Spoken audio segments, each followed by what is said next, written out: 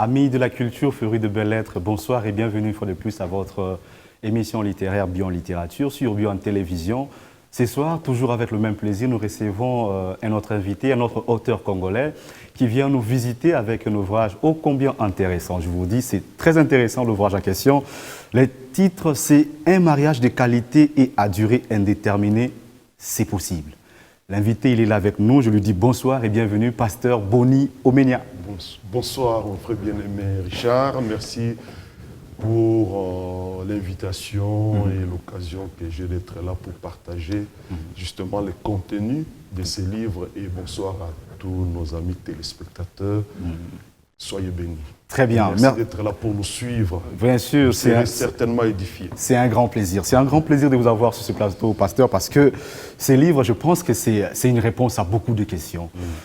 Déjà, le titre, il est tellement évocateur, le titre, il est tellement parlant, je dirais, le titre, c'est un cri. C'est un cri, vous le dites même dans le contenu de ce livre. Ouais. Un mariage de qualité et à durée indéterminée, c'est possible. On va vous présenter, pasteur, c'est la première fois qu'on vous reçoit dans cette émission. À la quatrième de couverture de ce livre, on vous présente en disant que vous êtes Boni Omenia, auteur et conférencier de renommée mondiale. Voilà, c'est un privilège d'avoir un conférencier de renommée mondiale sur ces plateaux de Bion Littérature. Vous avez longtemps exercé comme médiateur de ville auprès de personnes en difficulté sociale, notamment les jeunes en Basse-Normandie. C'est dire que vous habitez la France, normalement.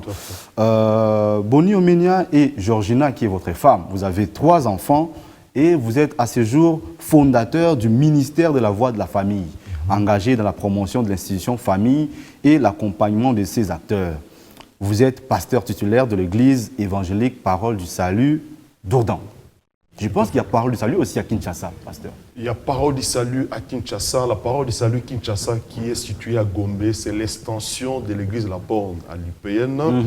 Et nous, à Paris, nous sommes l'extension de la Parole du Salut Gombe, qui est basée à Paris. Donc on a actuellement plusieurs extensions. La maison mère à Paris, c'est l'église Parole du Salut Paris. D'accord. Le pasteur, c'est le pasteur Noëlla Lumandé, avec Mamina. Et nous sommes l'extension de la Parole du Salut Paris. Et nous sommes basés à Dourdan, qui est une ville qui est en région parisienne. Très bien. On salue tous nos amis de Paris qui nous suivent, je pense bien. Et vous saluez d'ailleurs, vous remerciez les responsables de Parole du Salut, normalement, notamment le couple Lumandé, j'ai lu dans cet ouvrage. Cet ouvrage est édité aux éditions A+, Office.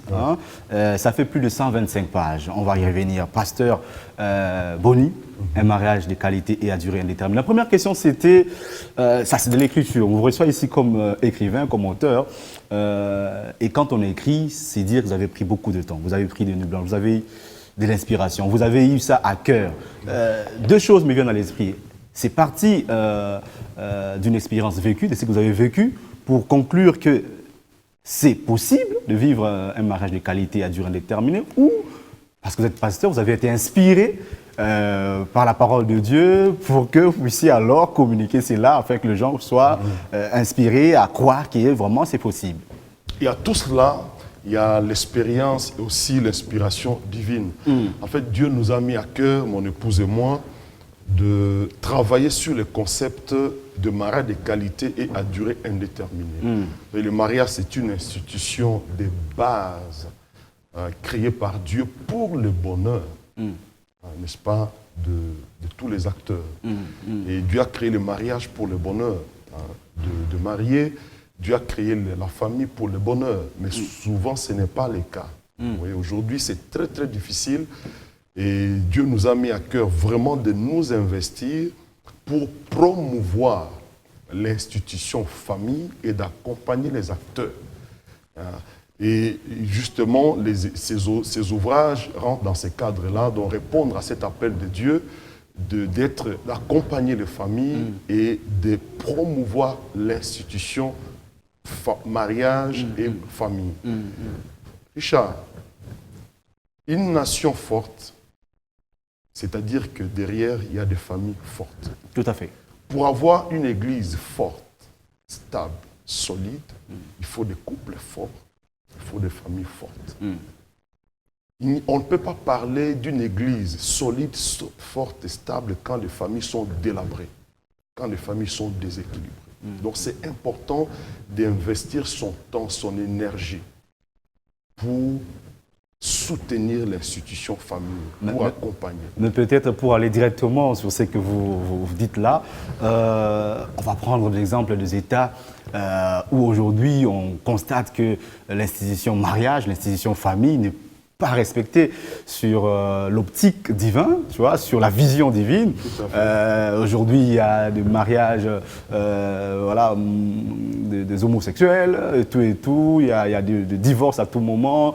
Ce n'est pas vraiment pris avec toute sa sacralité, les mariages. On va voir les États-Unis, partout, hein, l'Europe et tout. Mais ces nations-là sont fortes, par contre. Et comment comprendre cela? Elles demeurent toutefois fortes, bien que l'institution famille, l'institution mariage n'est pas vraiment dans sa sacralité.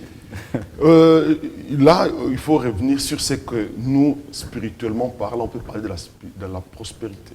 La vraie prospérité, c'est là où règne le Seigneur. Parce qu'on peut avoir des millions, on peut avoir beaucoup d'argent, on peut avoir tout ce que le monde peut nous offrir, mais on n'a pas la paix. La paix, oui. Et je dis dans ce livre, c'est beau, c'est bien, c'est un exploit d'aller sur la Lune. Mais on ne va pas rester sur la Lune, on va visiter la Lune. C'est mieux quand on rentre sur Terre de trouver une bonne famille. On peut faire des exploits par ailleurs, mais quand on n'a pas une famille solide, on est un pauvre monsieur, une pauvre dame. Parce que la famille est très importante. C'est le cadre qui favorise notre épanouissement, le vrai, le bonheur, le vrai. C'est la famille. On a besoin d'une famille. Nous habitons en France, mais quand on voit de loin, il y a de belles voitures, de belles routes, mais les gens souffrent, ils vivent dans la solitude. Il y a beaucoup de malheur, il y a beaucoup de solitude, il y a beaucoup de suicides. C'est pour dire que cette prospérité apparente n'est pas la vraie. N'est pas la vraie. C'est ce que la Bible appelle la prospérité du méchant. Ouais. Mieux vaut, la Bible dit, à quoi servirait-il plutôt à un homme de gagner le monde sur son âme? Tout à fait. Donc la vraie prospérité, c'est là où Christ est maître, Seigneur et Sauveur. On peut avoir des millions, on n'a pas la paix. On a une famille délabrée, les enfants vont dans tous les sens, dans la délinquance. On peut avoir un lit somptueux et extraordinaire, mais on ne dort pas. Il faut des anxiolytiques, il faut prendre des antidépresseurs pour dormir. Ça, ce n'est pas la prospérité. Ce n'est pas du tout la prospérité. On va alors essayer d'y aller maintenant de manière un peu plus pédagogique. Le titre, c'est « Mariage de qualité » et à durée indéterminée. J'entrevois entre les lignes qu'ici, vous avez vu, évidemment, les mariages sous forme d'un contrat. Mais pas alors un contrat à durée déterminée, un contrat à durée indéterminée. Vous le définissez comme ceci à la page 13 de votre livre. Il y a donc un essai de définition des mariages à durée indéterminée. J'ai lu un mariage à durée indéterminée, MDI en sigle. MQDI. D'abord, le durée indéterminée. Ok, MDI, voilà. Qualité, durée indéterminée. Tout à fait. Voilà, est un mariage dans lequel le conjoint s'engage dans la perspective de, entre guillemets, jusqu'à ce que la mort seule le sépare. Le conjoint vive alors sous cette perspective tel un leitmotiv et s'en tienne à la respecter. Il faut relever dans cette définition la notion d'engagement qui ne doit pas être pris à la légère, comme à la mode, voire par des motivations personnelles et égoïstes. L'engagement à se marier doit être pris en connaissance de cause, il doit être au préalable compris, cogité, évalué, pesé, calculé et réfléchi. Non, mais j'aime cette définition. Et là, je pense que c'est ce que tout le monde devrait expérimenter, tout le monde devrait comprendre en s'engageant, puisqu'aujourd'hui, je pense que vous êtes parti aussi de cette observation, parce que vous avez eu à faire une statistique à la fin, en dire que ceux qui étaient les plus consultés, c'était des Congolais, évidemment, qui ont répondu à vos enquêtes, voilà, les statistiques. Et au Congo, il y a beaucoup de divorces. Pourquoi? Parce que les gens s'engagent sans pour autant connaître l'institution mariage. Vous dites qu'il faut s'engager à durée indéterminée, pasteur. Oui. Les gens disent que le mariage, c'est comme un château dans lequel ceux qui sont dedans cherchent à sortir et ceux qui sont dehors cherchent à y entrer. Voilà ce que les gens disent. Et les jeunes qui attendent ça se disent, mais à quoi ça sert? Ils ont peur de s'engager. Et justement, nous voulons signifier à toutes ces personnes que un mariage de qualité et à durée indéterminée, c'est possible. C'est possible. C'est encore possible, même si il y a un taux élevé de divorce. Oui. Mais nous voulons dire à tous, même ceux qui sont mariés, qui ne passent pas des moments difficiles, je voudrais qu'ils comprennent que c'est possible. Et ceux qui aspirent, même s'il y a ce slogan qui dit que le mariage, c'est un château dans lequel ceux qui sont dedans cherchent à sortir, je vais leur dire, attention, c'est possible. Le problème, c'est justement connaître c'est quoi le mariage et pourquoi on se marie, pourquoi Dieu a créé cette institution-là. J'ai toujours dit, pour quelqu'un qui quitte l'Afrique pour aller en Europe pendant l'hiver, s'il ne sait pas que pendant l'hiver il fait froid, il faut amener le manteau, s'il arrive à l'aéroport, il risque de mourir. Absolument. C'est pareil. Vous voulez entrer dans le château du mariage, cherchez à avoir suffisamment d'informations sur le mariage, pourquoi Dieu l'a créé. Parce que Dieu, lorsqu'il crée le mariage, l'institution famille, il définit un cahier de charges pour chaque acteur. Il y a un cahier de charges pour l'homme. C'est que Dieu attend de l'homme dans ce cadre-là. Il y a un cahier de charges pour la femme. C'est que Dieu attend de la femme. Mais si vous ne connaissez pas votre cahier de charges, c'est que Dieu attend de vous alors que vous voulez vous marier. Quand vous allez dans une entreprise, vous êtes embauché, il y a ce qu'on appelle le job description. C'est-à-dire ce que le patron attend de vous et qui fera que l'entreprise avance. Alors, chaque fois que quand vous consultez votre job description, vous savez ce qu'on attend de vous. Et quand vous faites ce que vous devez faire, l'entreprise prospère. C'est la même chose dans le cas du mariage. Savoir pourquoi on se marie et qu'est-ce qu'il faut faire, qu'est-ce que Dieu attend de nous, quels sont les leviers à manipuler, les choses à faire pour vivre le bonheur que Dieu nous offre. Vous voyez, c'est là la bonne question. On ne se marie pas comme à l'aventure, comme à la mode. Non, le mariage, ce n'est pas quelque chose qui n'existe pas, l'initiative d'un homme, d'un chef de l'État, mais il y a un instituteur. C'est Dieu qui a créé. Il est important justement de consulter les cahiers de charges, chercher à comprendre. C'est pourquoi je voudrais vraiment encourager les jeunes qui aspirent au mariage, n'allez pas comme à l'aventure. Cherchez à comprendre pourquoi le mariage, pourquoi... Et qu'est-ce qu'il faut faire justement pour que les choses se passent mieux dans ces châteaux-là. Et ce livre va contribuer justement à donner les outils dans ce sens. À part la durée, il y a la qualité. Qu'est-ce qu'un mariage de qualité? Pas seulement, j'insiste là-dessus. Oui. J'en ai marre de mariages qui durent, oui. C'est bien déjà. Mais on reste comme colocataire. Colocataire. On subit, on survit. Or, ce n'est pas le but. Dieu n'a pas créé cette institution-là pour que nous puissions survivre, subir, mais pour que nous puissions, quand nous nous réveillons, quand nous allons nous coucher, Seigneur, merci pour la femme que tu m'as donnée, l'homme que tu m'as donné. Dieu nous offre le bonheur, nous devons nous en approprier. Dans le contexte africain, aujourd'hui, j'apprends qu'il y a de plus en plus de divorces. Voilà. C'est une influence de la culture européenne qu'on commence à toucher, malheureusement, l'Afrique. Parce qu'autrefois, le mariage était tabou, le divorce n'était pas très accepté, c'était un tabou. Les gens sont blâmés, on leur jette des pierres parce qu'ils divorcent. Maintenant, c'est le poids de la société qui ne considère pas ça. Voilà, et de plus en plus, c'est accepté. Oui. Voilà.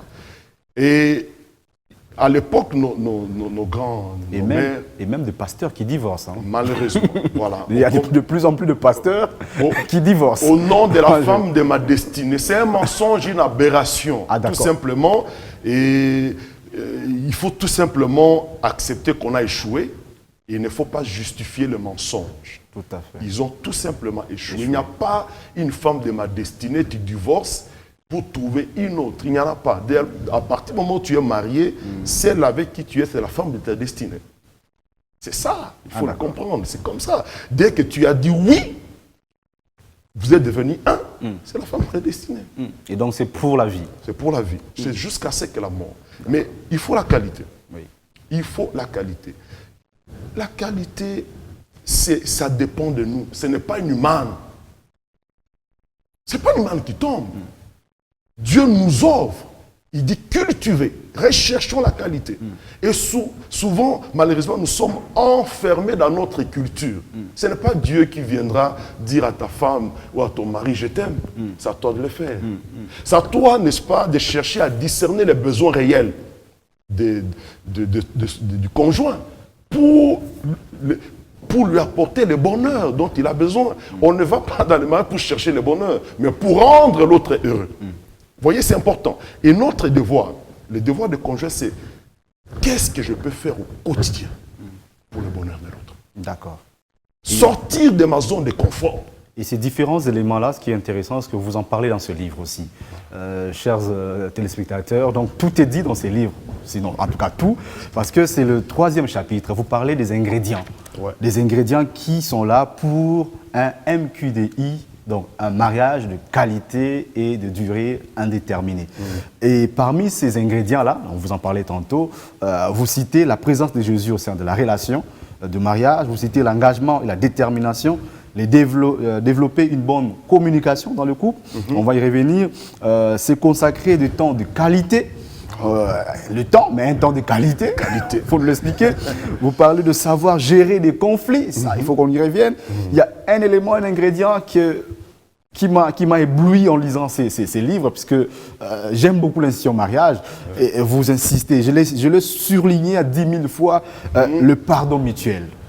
Je pense que sans ça, on va y revenir. À part cet ingrédient, vous parlez encore d'entretenir des relations saines avec les parents biologiques. Ça, c'est l'Afrique. Vous parlez d'une sexualité épanouie. J'aimerais qu'on reste un peu sur cet ingrédient-là, pasteur. La sexualité épanouie dans les mariages pour avoir un mariage de qualité et un mariage qui dure. Je pense que ce n'est pas un tabou, vous le dites dans ces livres. Voilà. Il y a pas mal de mariages, de couples qui divorcent aujourd'hui parce que la femme n'a pas trouvé son compte où l'homme n'a pas trouvé son compte sexuellement dans ces couples-là. Alors comment pourrions-nous remédier à ça? Comment est-ce que les deux peuvent arriver à trouver une solution? Parce que vous parlez un peu plus de Dieu dans ces livres, et la plupart des couples chrétiens, quand ils vont dans le mariage, ils vont, permettez-moi de le dire, entre guillemets, sans expérience sexuelle. Et quand ils arrivent, bon, on essaie de tirer à gauche, c'est pas à gauche, c'est à droite. Et, comment vous arrivez?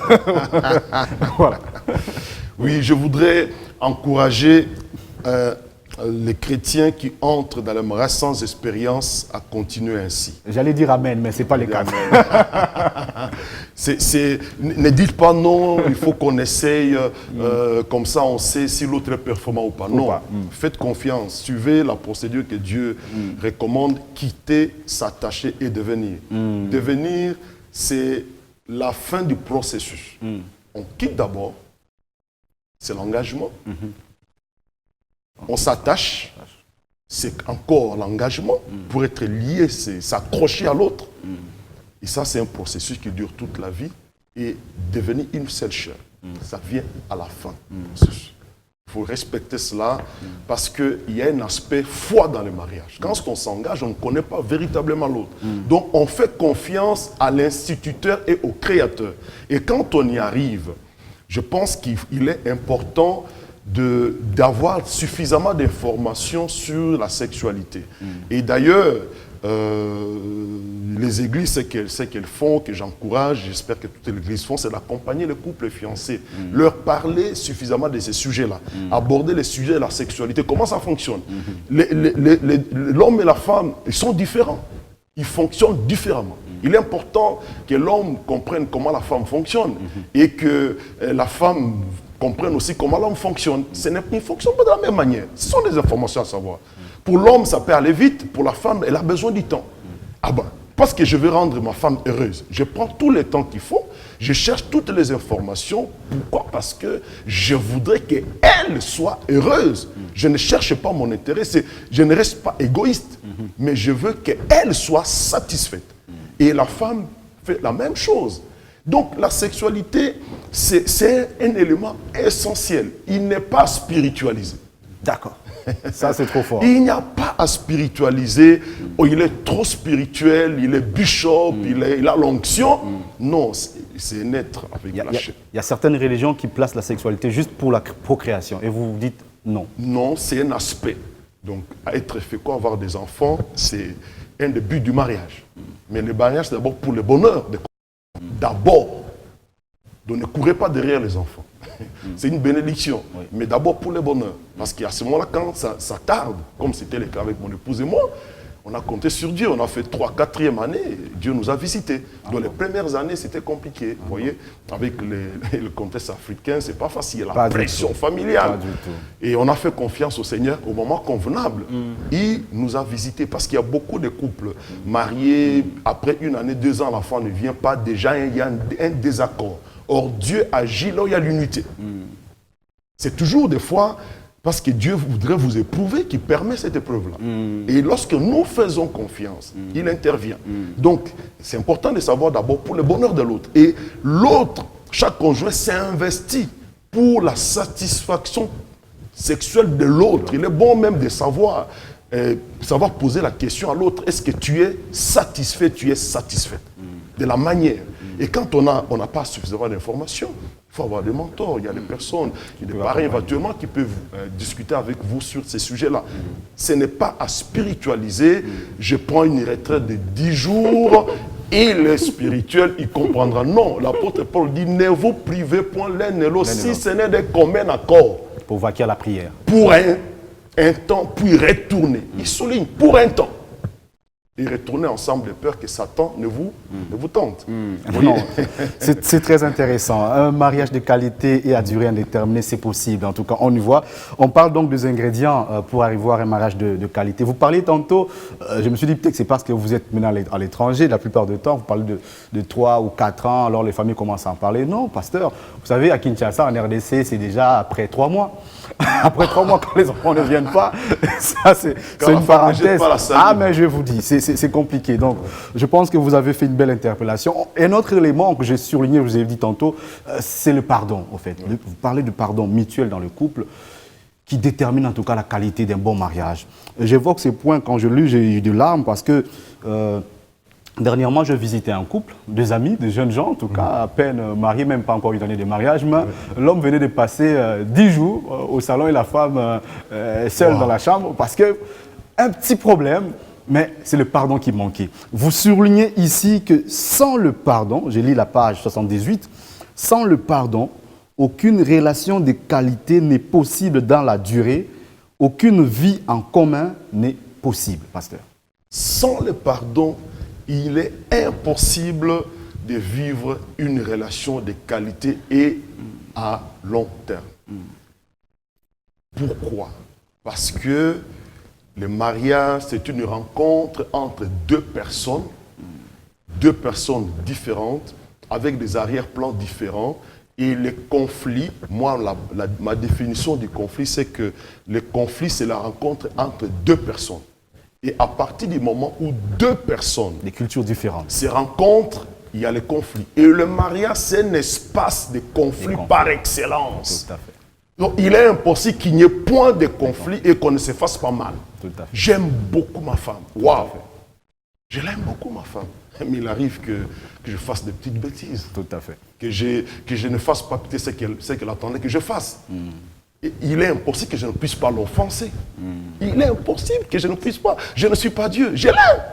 Mais par rapport à ma nature péchère, ma nature humaine, il est impossible que je ne puisse pas l'offenser. Et pareil, il est impossible qu'elle ne puisse pas m'offenser. C'est pour ça que le pardon mutuel est important. Parce que Dieu vous met ensemble. Il sait que vous êtes différents. Et que le conflit est au rendez-vous. Le conflit, c'est quelque chose qui vous visitera d'une certaine manière. Et quand ça arrive, savoir pardonner, savoir demander pardon et savoir se pardonner soi-même. Parce que ça restaure complètement la relation. Parce que la mariage de qualité ne signifie pas absent de conflit. Il y a des gens qui pensent, non, le prince charmant, donc c'est... Non.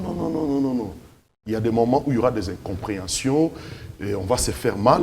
Et le pardon mutuel permet à ce que la relation soit parfaitement restaurée et qu'on puisse continuer la course. Et d'ailleurs, on s'engage pour le meilleur et pour le pire. Voilà. Vous écrivez d'ailleurs encore que plusieurs mariages auraient survécu, j'ai beaucoup aimé ça, plusieurs mariages auraient survécu si le mari ou la femme avait réellement fait preuve d'humilité en reconnaissant sa transgression. Plus bas, vous dites, s'humilier paraît toujours comme une faiblesse aux yeux des humains, pourtant, il est un acte de grandeur devant Dieu. L'Écriture déclare que Dieu résiste aux orgueilleux, mais il fait grâce aux humbles. Pasteur, on tend pratiquement vers la fin, mais seulement je voulais relever un élément. Vous avez plus parlé du mariage avec Dieu, avec Jésus, mais un couple qui n'est pas chrétien, peut-il expérimenter un mariage heureux et à durée indéterminée aussi en moins d'une minute, pasteur? Ok, il y a des couples qui ne sont pas chrétiens, je dis bien chrétiens dans le sens d'accepter réellement Jésus comme Seigneur et Sauveur, mais par contre qui ont par héritage, peut-être familial, un sens sacré du mariage. C'est-à-dire que le mariage a un sens sacré. Il donne au mariage toute sa valeur, toute son importance. Ça peut être suite à l'influence culturelle. Des personnes comme ça, ils ont réellement un respect mutuel. Ils ont le sens sacré du mariage. Ils respectent l'institution parce qu'ils savent qu'il y a un Dieu. Peut-être qu'ils ne sont pas, n'est-ce pas, en profondeur dans la foi, mais ils ont ce sens, un héritage familial. Et effectivement, ces couples non chrétiens expérimentent plus ou moins la qualité. Simplement, quand il y a des tempêtes, quand Christ n'est pas là, le bateau peut couler. Tout à fait. D'où nous disons, c'est bien à ces gens-là, mais vous avez plus de garanties, plus de sécurité quand Christ est dans la barque. Très bien. Merci beaucoup, pasteur. Je crois qu'on est pratiquement arrivé à la fin. Mais c'est avec regret, puisque voilà, on n'a que quelques minutes en tout cas pour parler du contenu de cet ouvrage de qualité. Je rappelle le titre, chers téléspectateurs, c'est Un mariage de qualité à durée indéterminée, c'est possible. C'est signé Pasteur Boni Omenia, qui nous vient de la France, mais de temps en temps, il revient ici à Kinshasa pour animer des conférences aussi sur ces sujets, je pense. Tout à fait. Nous sommes venus exceptionnellement sur ça, sur le thème du mariage et de la famille. Et aussi, nous avons des rencontres avec les jeunes, justement, pour les préparer à un mariage MQDI, un mariage de qualité et à durée indéterminée. On veut travailler en amont pour que ces jeunes, quand ils se trouvent dans les châteaux, quand ils sont dans les châteaux de mariage, ils ont les outils, ils ont les informations pour qu'ils vivent un mariage de qualité et à durée indéterminée. Donc nous sommes vraiment spécialement ici. On était d'abord à Lubumbashi et nous sommes actuellement avec mon épouse ici pour des interventions par rapport à la famille et au couple. On salue votre épouse et vos 3 enfants. Dieu vous a suffisamment, abondamment béni d'ailleurs. Pour le jeune, vous avez aussi écrit un livre intitulé « Jeune, que seras-tu demain ?» Je pense que en passant vos coordonnées maintenant, ça va aider ceux-là qui veulent lire le premier livre et le deuxième en tout cas à pouvoir s'y retrouver facilement. Où peut-on donc trouver cet ouvrage, cher pasteur? Ici, au Congo, il y a un stock qui est à l'église Parole du Salut. L'adresse qui est en face des cliniques quinoises à Gombe. D'accord. Si je ne m'abuse pas, ça doit être le numéro 80. Sur clinique, en face des cliniques quinoises à Gombe, pas très loin des cliniques Ngaliema. Donc à l'église Parole du Salut, donc il y a un stock, il coûte seulement $10. Vraiment? Oui, seulement $10. Est-ce qu'il y a des numéros de contact pour vous joindre voilà. Et ce qui va, pour terminer par exemple par rapport à la distribution, on peut aussi en acheter par Amazon. Pour ceux qui sont dans des pays où on peut acheter sur Amazon, donc vous pouvez vous acheter aussi sur Amazon. Et je vous donne mon numéro de contact, c'est plus 33 6 27 99 06 90. Donc je disais plus 33 6 27 90. Non, je reprends 0033 6 27 99 06 90. Ici, on dit 0033 6 27 99 voilà. 06 90. Voilà mes coordonnées. N'hésitez pas, si vous avez des questions, on peut discuter, on est disponible parce que nous voulons que la famille prospère. Lorsque nos familles prospèrent, nous aussi, nous prospérons.